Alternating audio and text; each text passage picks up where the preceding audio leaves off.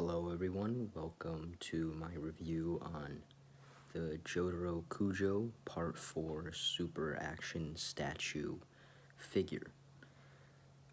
I've had this figure for quite a while, and I feel like this figure is beautiful. Like all of the figures from Super Action Statues, especially the JoJo figures, are all very stunning. Especially the details and honestly everything they come with. So if we take a closer look here at the box, you can see how there's different poses up here, and then we have, it seems like there's two different hats, two heads, and I'm assuming these are interchangeable, and we have all the accessories and the base here. So these are all the accessories that come with the figure. As you can see, we have the two hats, different details, two different head sculpts, and we have 4 pairs of hands, 8 hands in total. It also comes with a bag from the hunting arc, where Jotaro goes hunting for the rat with Josuke. So let's start off with the hats, and the hats are, again, these are all very beautifully sculpted figures, and they always do very well in the shading. The gold paint here is especially nice. Even the details on this sun here is really cool, and the dolphin. But these are the two hats. And the two head sculpts here. This is the serious face, and this is the teeth gritting face. I'm actually more of a fan of this face. I don't know, maybe it's like, it's just the expression looks really nice. I mean, both of them are very nicely detailed. They even have like some of the white hairs here, which is pretty interesting. And these two heads, I'm sure, can have both hats on, which is pretty nice. And these hats are also interchangeable on each head. So here is the bag that comes with Jotaro, and I think this is also very well done. I mean, even the shading here, the lighter tone on this section of the bag, the flaps here, everything's just beautiful on this figure. It's also made of a soft rubbery plastic for the straps throughout here, and then the center of the bag here is made of a hard plastic. And for our first pair of hands here, they are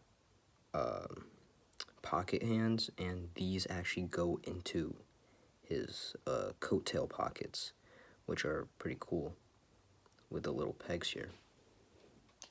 Next one is the relaxed hands, and it's common to get in every single Super Action Statue JoJo figure, but these are pretty nice too. And here,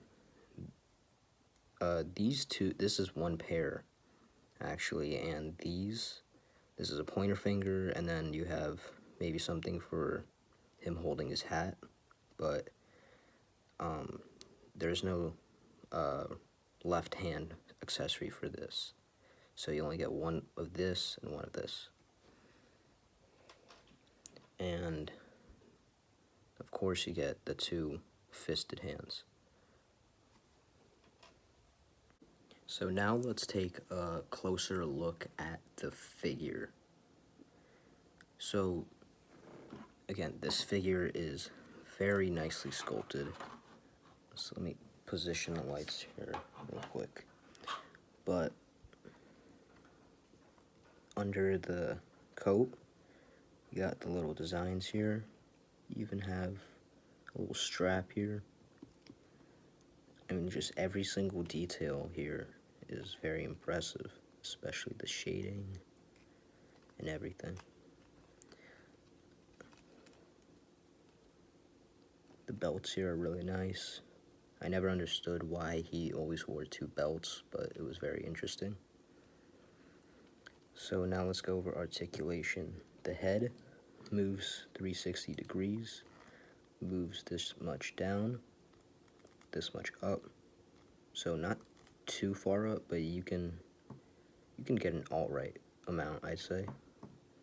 The neck moves a bit, so it adds to the head articulation. Head moves side to side a little bit. Arms here, for the shoulders, they move 360 degrees. The arm can move out this much, and it's double jointed elbows here. The hands don't rotate too much in the sleeves here because of this sculpt. It's not like an even sculpt here, so it limits articulation for the hands here. Same thing on the other side. It's an ab crunch by that much. Of course, he can move his body that much that way, this much the other way. His coattail moves up pretty far, so you can have like a wind effect going on. His legs kick up that far, double jointed knees, so they can go back that far.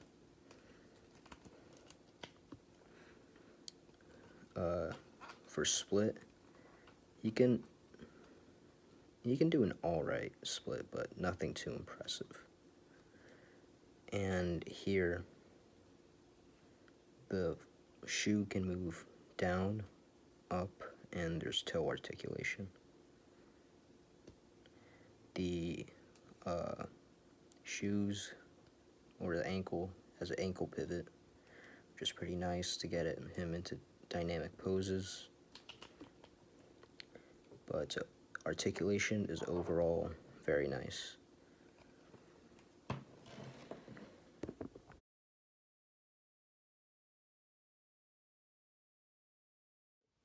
So this figure stands at roughly 6 inches tall, your average action figure height.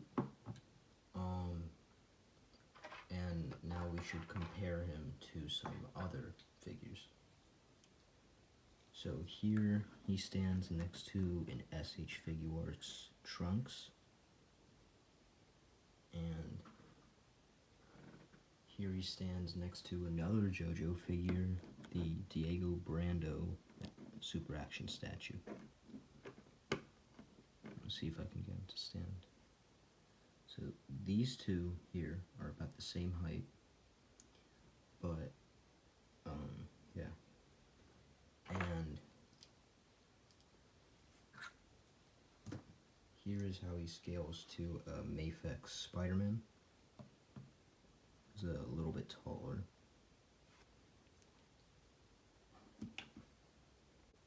So my final rating for this figure would probably be a 7 out of 10.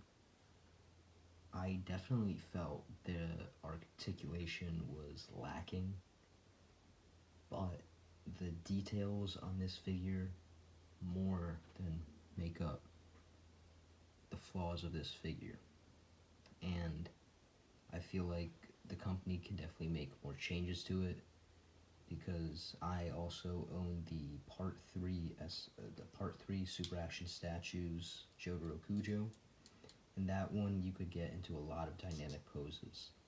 This one, not so much, unfortunately.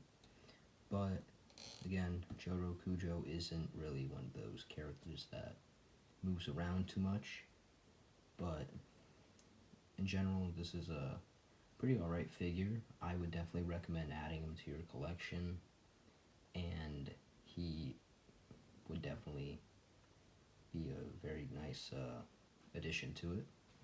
But playability wise, if you're buying this for a kid, maybe find something else, because this one doesn't move around as much as some people might want it. But thank you for watching. Press the like and subscribe button, and I'll see you guys in another review.